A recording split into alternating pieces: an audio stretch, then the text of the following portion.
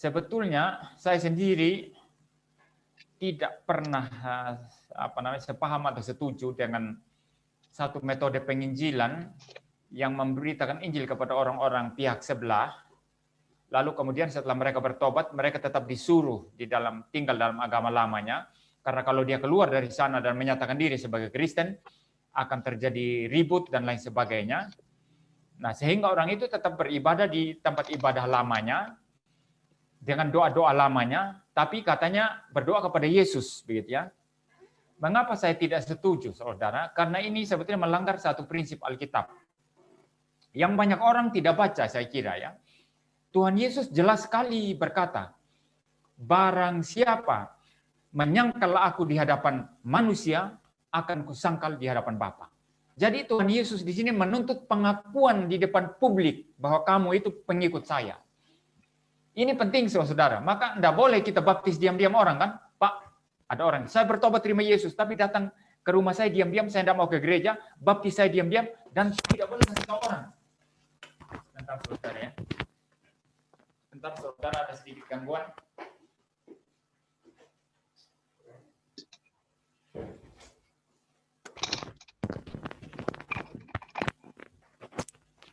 Ya, apakah suara saya jelas? Jelas, Pak. Jadi, tidak usah kasih tahu orang begitu ya. Pokoknya diam-diam saja. Ini melawan firman Tuhan tadi yang mengatakan siapa menyangkal aku di hadapan manusia akan kusangkal di hadapan Bapa. Siapa mengakui aku di hadapan manusia akan kuakui di hadapan Bapa. Jadi Tuhan Yesus justru menuntut pengakuan dari pengikutnya di hadapan publik. Nah, itu sebabnya orang yang sudah bertobat, kalau dia bertobat secara dewasa, kita katekisasi, bawa ke gereja, disaksikan oleh semua orang di gereja, ya, tidak tersembunyi, dibaptis di sana. Dia mengaku imannya di sana. Seperti itu. Kalau yang baptis kecil, nanti kalau sudah besar di CD, ya, sudah remaja di CD, lalu kemudian secara umum, secara publik di hadapan orang-orang di gereja, dia mengaku imannya. Dan di luar nanti orang harus tahu dia sebagai orang Kristen. Tidak boleh tahu dia dengan identitas agama lain. Ini kan penipuan namanya. Apakah Tuhan mengajar kita menipu? Maka dulu ada ide-ide semacam itu ya. Kami pernah waktu saya mahasiswa pernah diskusikan dalam kelas. Saya terang-terangan mengatakan itu bukan cara Alkitab. Itu tidak didukung oleh Alkitab. Dan ternyata cara-cara seperti ini banyak masalah. Ada seseorang diutus ke satu pulau di dekat Jawa. Ya, saya tidak usah sebut pulaunya ya.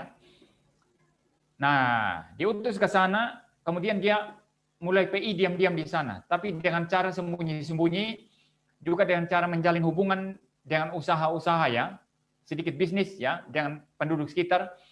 Setelah hubungannya sudah baik sekali dengan penduduk, dia mulai lebih berani memberitakan Injil, tetapi dengan cara diam-diam. Ditutupi oleh bisnis dan lain sebagainya, dan orang-orang yang terlihat percaya juga ditutupi identitasnya. Tapi begitu ketahuan, dia langsung diusir, saudara. Langsung diusir. Nah, kalau sejak awal dia datang secara terbuka, kalau memang ditolak ya nggak usah dulu, saudara. Tapi kalau dari awal dia datang secara terbuka dan diterima, dan orang tahu bahwa dia itu adalah pendeta, ya, mungkin ceritanya lain saya kira ya. Ini sering terjadi, saudara. Kisah-kisah semacam itu. Dan justru seluruh pelayanannya jadi rusak. Jadi rusak semuanya.